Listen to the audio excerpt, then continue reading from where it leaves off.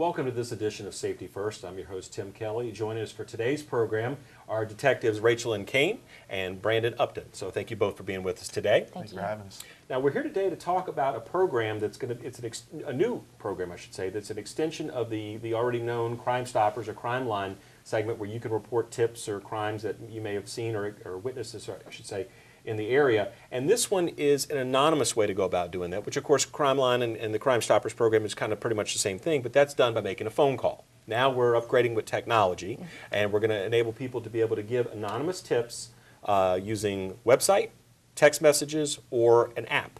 So let's talk a little bit about what TipSoft is and what it enables a user to be able to do. So kind of take us through again what this is in basics, and again all the different ways that it can be utilized.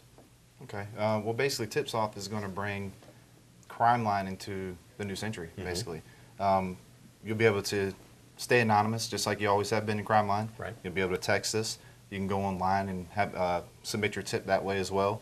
There's just multiple different avenues, and even takes us a little bit beyond what we've always been able to do. Right. And of course, the key thing is it's still anonymous, because if someone uses the app, does a text message, or uses the website, y'all are really more concerned with and only getting the information. And you know the party as a number, not their phone number necessarily, but as a reference number that the system generates. So that's really the point. But the key is getting the information from the resident to the police department so that you can determine if it's something we need to go and act on, correct? Yes. Yeah. And again, we're talking about non-emergency information. So we're not doing away with 911. So again, if you still have an emergency that's happening on that type of vein, you need to pick up the phone and dial that. But and deal with our dispatchers as far as to help you with that. But with this, how easy is it to send a text message? What is the process?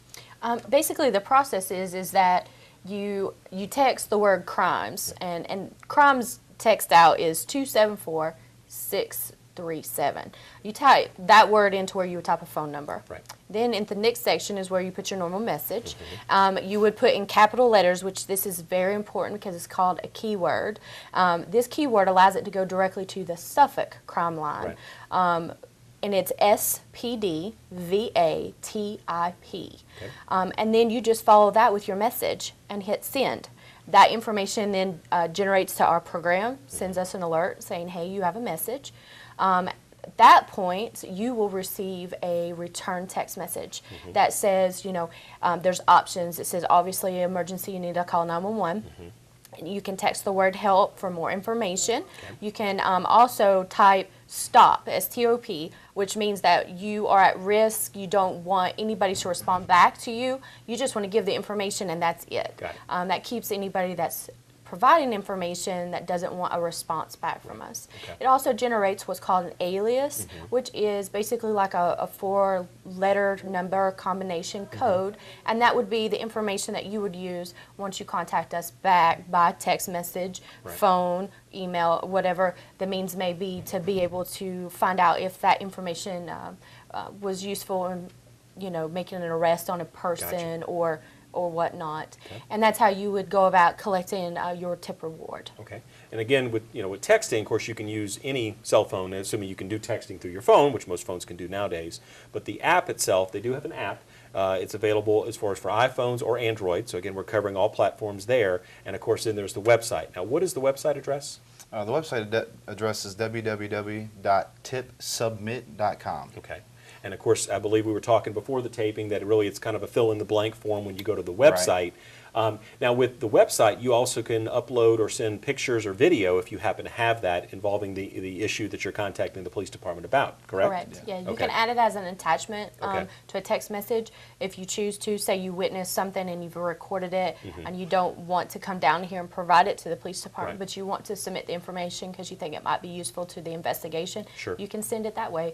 Video, photographs, those type items. Okay. Now, again, let's give somebody out might be thinking, okay, that might be something I want to use, but when would I use it? So can you give an example of the types of situations where this type of information or this type of process may come into play? What are some examples of some types of crimes or incidents where someone may have information related to that? Just examples. Well, in any kind of narcotics trafficking, something that's obviously not an emergency that is occurring right now. You know, obviously if there's a homicide that is going on or somebody gets shot, something to that effect, you obviously want to call 911 at that point. But this is for a situation, say you're at a large party, there's a large crowd around you.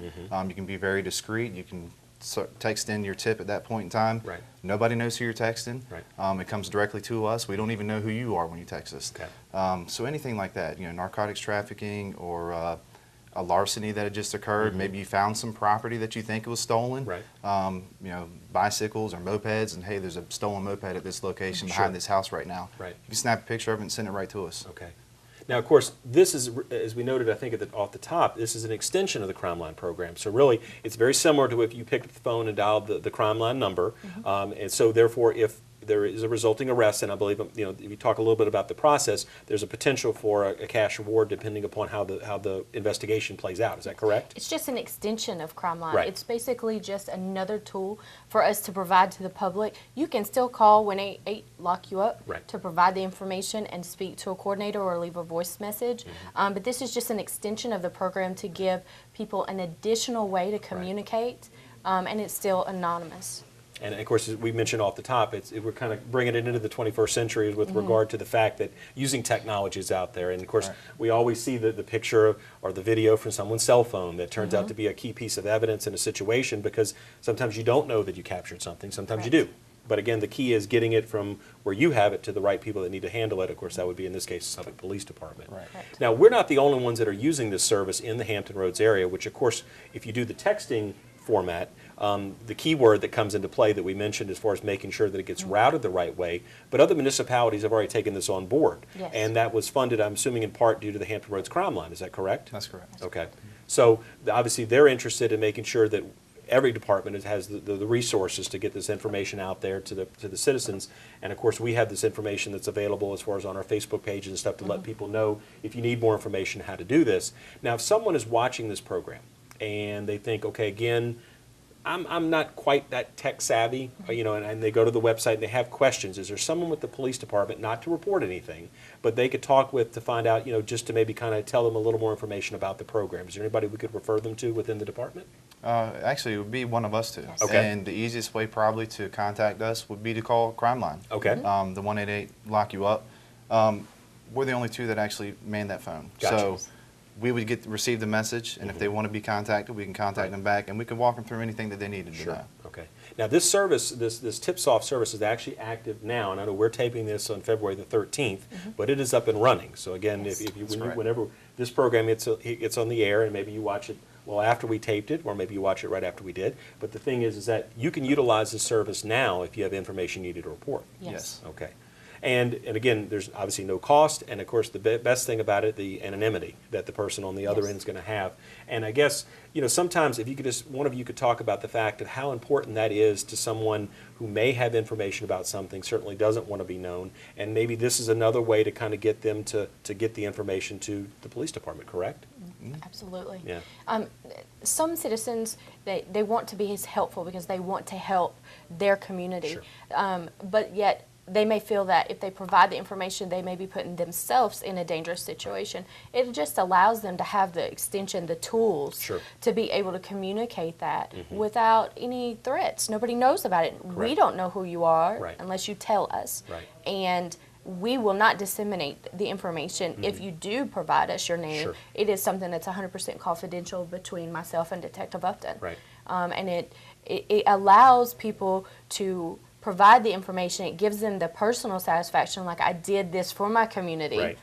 It helps them clean up their community because we all want to be comfortable Sure. in our own homes, Right. in our own community, in our own neighborhoods. Right. And this just gives them a different option, so how to be able to provide the information helps them out, and it definitely helps out the police department. Indeed, I think it's a great service. Now let's recap one more time. What is the number that you can text information to? And again, let's note that keyword again as well.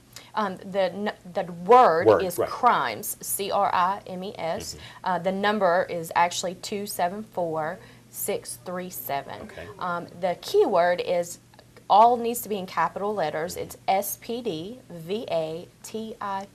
Okay. And the website?